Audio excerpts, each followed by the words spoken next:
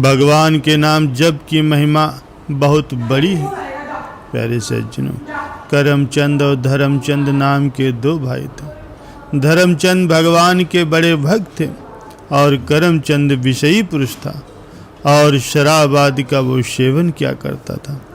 बड़े भाई धर्मचंद संतों से निवेदन करके उनको अपने घर लाते, उनकी आरती करते, उन्हें भोजन कराते। ये सब देखकर करमचंद संतों को गाली देता, क्योंकि वो बहुत ही दुष्ट स्वभाव का था। बड़े भाई ने विचार किया कि इस दुष्ट का कैसे कल्याण होगा, क्योंकि संतों को गालियां देने से तो दुर्गति पक्की होती। एक बार अयोध्या के संतों की एक मंडली उनके यहाँ से निकली। धर्मचंद जी ने उनको अपने यहाँ बड़े आदर से बुलाया, उनकी आरती उतारी, उन्हें भोजन कराया। इतने में शराब पी करके करमचंद भी वहाँ आ गया और उन संतों को गालियाँ देने लगा। उसका कमरा ऊपरी मंजिल पर था। वो सबको गालियाँ देते हुए अपने कमरे में चला गया। संतों ने धर्मचंद से कहा, भाई आप तो हमें बहुत आदर पूर्वक यहाँ लाए, हमें भोजन कराया, लेकिन ये कौन है? धर्मचंद ने कहा, महाराज जी क्षमा करें, ये मेरा छोटा भाई है। गलत संगत से ही उसकी ऐसी दुर्दशा हो गई। उन्होंने पूछा, महाराज इसका कल्याण कैसे हो सकता? संतों ने कहा, पक्का हो जाएगा, आप चिंता मत करो। उनमें से एक संत जी बड़े ही हष्टपुष्ट थे। वे ऊपरी मंजिल पर गए, दरवाज़ा खटखटाया। करमचंद ने दरवाज़ा खोला। संत भगवान समझ गए कि यहाँ पर विनय से काम नहीं चलेगा। उन्होंने करमचंद को नीचे गिराया, उसकी छाती पर चढ़ करके बैठ गए। संत जी ने कहा, राम बोल। करमचंद ने कहा, नहीं बोलूँगा। संत ने फिर कहा, अगर तू राम राम नहीं बोलेगा तो मैं तेरा गला दबा दूंगा। यहाँ तुझे कोई बचाने वाला भी नहीं है, राम राम बोल। काफ़ी देर तक विचार करके करमचंद ने सोचा कि अब बचने का लगता है कोई अन्य उपाय नहीं, तो उसने बचने के लिए कहा, राम राम।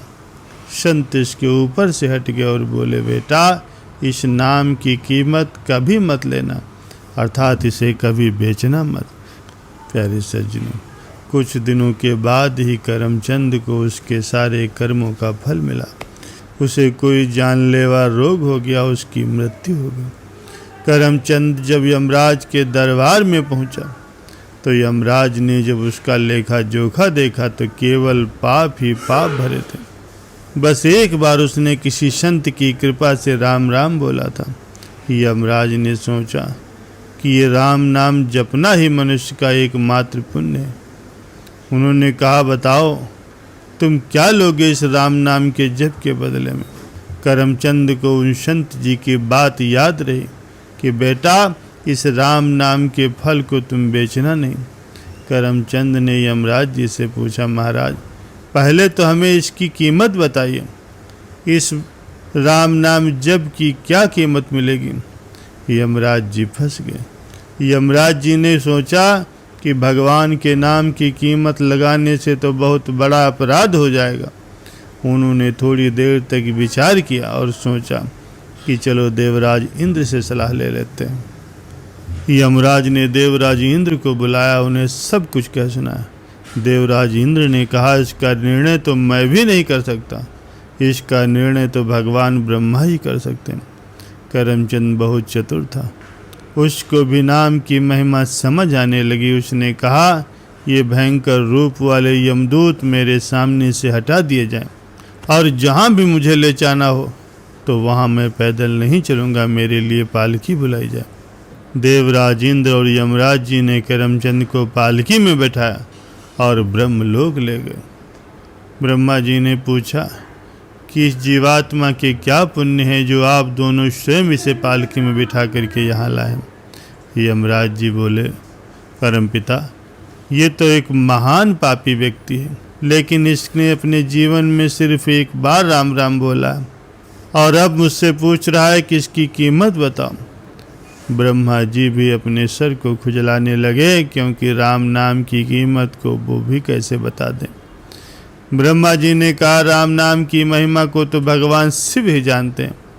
चलो हम सब कैलाश पर्वत चलते हैं और शिव जी से ही राम नाम की महिमा सुनते हैं। वो पापी जीवात्मा भी ब्रह्मलोक में सभी सुख प्राप्त करके बहुत खुश था। अब वे सभी लोग भगवान महादेव जी के पास कैलाश जा पहुँचे। भगवान शंकर के दर्शन करते ही जीवात्मा को परम आनंद की अनुभूति हुई।